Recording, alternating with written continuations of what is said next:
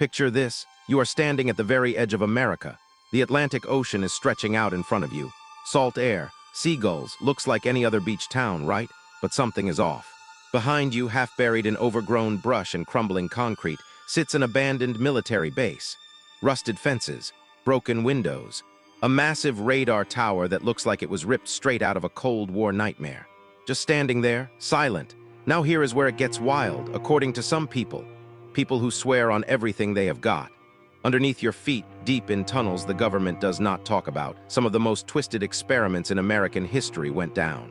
Mind control, psychic soldiers, time manipulation, and kids missing. Kids, welcome to Camp Hero, welcome to the Montauk Project, and buckle up. Because once you go down this rabbit hole, you do not come back the same, the place. Montauk sits at the absolute tail end of Long Island, New York. We are talking the last patch of land before the ocean swallows everything whole. Today, Camp Hero is a state park. Families picnic there, dog walkers. Tourists chasing golden hour. On the surface, totally chill, normal, harmless, but the bones underneath that park, those tell a completely different story. Camp Hero started as a coastal artillery base during World War II. Sitting there locked and loaded watching the Atlantic for enemy ships. Smart move at the time. After the war, the military did not pack up and leave. They doubled down. The base got upgraded with radar technology, specifically designed to detect incoming Soviet aircraft during the Cold War. That enormous radar tower loomed over the landscape like something straight out of a sci-fi flick. That is the official story, but here is what the official story conveniently skips over. The base was not just above ground. There were levels beneath it, tunnels, sealed corridors, rooms that never appeared on any public blueprint. Military infrastructure that went way deeper than coastal radar ever needed to go. So what was really down there? That is the million-dollar question. And depending on who you ask, the answer will straight up keep you awake tonight. The man who remembered everything. The Montauk Project as a documented conspiracy really kicks off in the early 1990s with one guy, Preston Nichols. Nichols did not just walk up and say, "Hey, I know some secrets." He claimed something far more unsettling. He said he had recovered memories that had been deliberately suppressed, wiped clean from his mind, by the very people who ran the experiments. Let that sink in for a second. Not just secrets, stolen memories. According to Nichols, during the 1970s and into the 1980s, Camp Hero was the site of a classified black-budget program. A program so far off the books that Congress did not know about it. The American public sure did not know about it. And the participants, allegedly, were not even allowed to remember it. The goals of this program, 3 things, each one more insane than the last. First, develop psychic soldiers, human weapons, people who could gather intelligence without ever leaving a room, just think their way into enemy territory. Second, perfect mind control technology, not influence, not persuasion, absolute surgical domination of the human mind, the ability to rewrite a person's personality like you would reformat a hard drive. Third, and this is where things go completely off the rails, manipulate time itself. Time travel, y'all, government-funded, underground, Long Island, the Philadelphia connection. To understand Montauk, you have got to go back even further. Back to 1943. Back to a story so bizarre the Navy has been denying it for 80 years straight. The Philadelphia experiment. Here is the alleged setup. The United States Navy, conducting classified research into electromagnetic fields, reportedly made a warship. The USS Eldridge. Vanish, not sink, not hide. Disappear, become fully invisible to radar and the naked eye. According to the most extreme versions of the story, the ship did not just turn invisible. It teleported. Crew members phased in and out of physical reality. Some were found embedded in the hull of the ship itself. Some reportedly went insane. A few were never seen again. The Navy says none of it happened, full stop. But conspiracy researchers, including Nichols, drew a direct line from 1943 Philadelphia to 1970s Montauk. They claimed the scientists behind the Philadelphia experiment did not stop. They kept going. They went underground.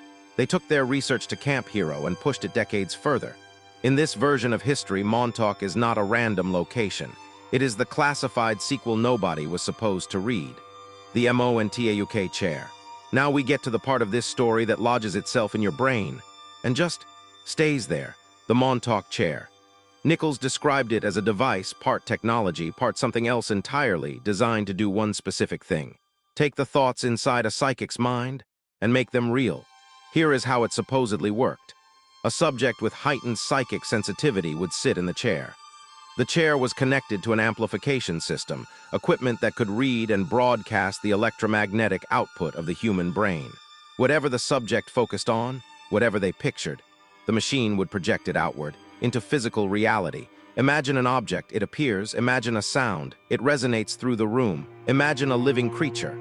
Well, that is where things got catastrophically out of hand. The story goes that one session, a subject, deep in a trance and fully locked into the chair, imagined a monster. Something massive, something primal and terrifying pulled from the darkest corners of his subconscious. And it manifested, physically. Inside the facility, chaos erupted, equipment was destroyed, personnel scattered. The only way to stop it was to shut the entire program down, cut the power, sever the connection. Before whatever that thing was could cause any more damage, the base went dark, officially decommissioned. At least, that is what they want you to think. The children, this is the part of the Montauk story that crosses a line, because we are not talking about soldiers anymore, not volunteers, not government employees. We are talking about kids, specifically runaways, teenagers who fell through the cracks, kids nobody was looking for, kids the system had already failed. According to the darkest versions of the Montauk conspiracy, these children were brought to Camp Hero for one purpose: to be broken down and rebuilt. Trauma-based mind control. Psychological conditioning so extreme it fractured personality, severed memory, and created what researchers in these circles call programmable individuals. The goal supposedly was not just to hurt them, it was to use them. People whose minds had been restructured to serve specific functions, carrying information, executing tasks, without ever consciously knowing they were doing it. If this sounds eerily familiar, that is because it should. Because the United States government absolutely, demonstrably, 100% did something like this before. MKUltra, MK Ultra, CIA-funded, CIA-run. Decades long, and unlike Montauk, fully documented. Starting in the early 1950s and running into the 1970s, the Central Intelligence Agency conducted experiments on American citizens, many of them without consent. LSD, hypnosis, electroshock therapy, sensory deprivation, psychological torture, prisoners, mental patients, soldiers, civilians. The CIA dosed them, manipulated them, documented the results, and buried the files. Most of those files were ordered destroyed in 1973. The ones that survived were discovered by accident. They came out through the Freedom of Information Act. Senate hearings followed. The country was appalled. And here is the thing. MK Ultra was not a conspiracy theory. It was a conspiracy fact. It happened. It is in the record. You can look it up right now. So when someone hears about Montauk and thinks, nah, that is too crazy, the government would never. They have to reckon with MK Ultra first. Because the government did. They literally did. That is why Montauk survives, not because it is proven, but because the proven stuff was already bad enough to make anything seem possible. Stranger things, for decades the Montauk Project lived underground. Conspiracy forums, late-night radio, passed between people who were really into this stuff. Then Netflix dropped Stranger Things. Here is something most casual fans do not know. That show was originally called Montauk during development. The Duffer Brothers were directly inspired by this mythology. Everything you see in Hawkins, Indiana, it started on Long Island. A secret government lab, a child with psychic abilities, a portal to another dimension ripping open reality, a monster from somewhere else bleeding into our world. Sound like any chair you have heard about recently. Stranger Things became a global phenomenon. And overnight, millions of people who had never heard of Preston Nichols, never stumbled across a single conspiracy forum, suddenly had a very specific and very vivid picture in their heads of what a secret underground government experiment might look like. The show is fiction. The Duffer Brothers have said so clearly. But fiction has a way of making things feel true, of giving shape and texture to ideas that were previously just whispers. After Stranger Things blew up, interest in the actual Montauk Project absolutely skyrocketed. A whole new generation started asking the same old question. What was really going on out there? What the skeptics say? All right, let us keep it a buck. Most historians, researchers, and journalists who have seriously investigated the Montauk Project have come back with the same conclusion. No dice, no declassified documents, no corroborating witnesses outside the original circle, no physical evidence from Camp Hero's underground sections. Nothing. The tunnels people point to? Standard military infrastructure. Every base from that era had them. The radar tower? Legitimate Cold War defense equipment. The sealed sections of the park, preserved for historical and environmental reasons. Psychologists have also raised serious concerns about recovered memory. The idea that decades of suppressed trauma can be perfectly recalled with names, dates, and technical details intact does not hold up under scrutiny. Memory is not a recording. It is reconstructive. It fills in gaps. It is vulnerable to suggestion. That does not mean Nichols and the others are lying. It might mean they genuinely believe what they are saying. But belief, no matter how passionate, no matter how detailed, is not evidence. Why it never dies? But then, why does it keep going? Why 40 years later are people still showing up to Camp Hero with notebooks and metal detectors? Because the Montauk project is not really about what happened at a radar base on Long Island. It is about something deeper, something that runs through the bones of American culture like a fault line. The fear that the government, your government, sees you as raw material. That there are programs with no oversight, no accountability, no end date. That there are rooms in buildings you have driven past 100 times where decisions are being made about your mind, your children, your reality. That fear is not irrational. Because again, MK Ultra happened. COINTLPRO happened. Operation Paperclip, where the United States recruited actual Nazi scientists after World War II, happened. The government's track record of saying, "We would never do that," and then doing exactly that is long enough to fill several shelves.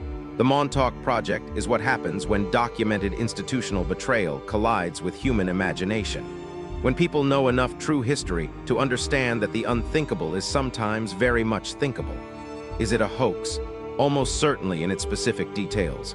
Is the fear behind it understandable? 100%. So here we are, back at the edge of America, the wind off the Atlantic, that rusted radar tower cutting against the sky.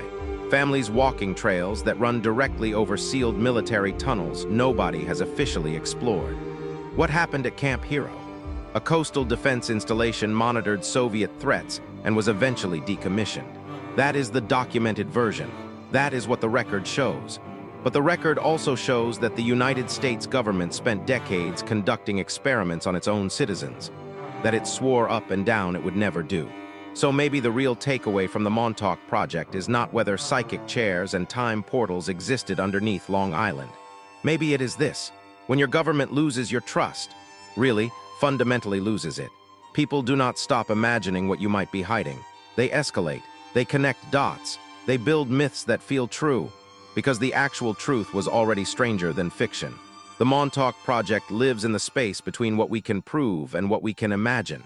Between declassified history and science fiction, between MK Ultra and Stranger Things, and until every tunnel under that park is opened, every document is declassified, and every question gets a real answer. That space is not going anywhere. Camp Hero keeps its secrets, for now. This has been Alif Uncovered. If this video got into your head, that is the point. Drop your thoughts in the comments, and if you are new here, subscribe, because we are just getting started.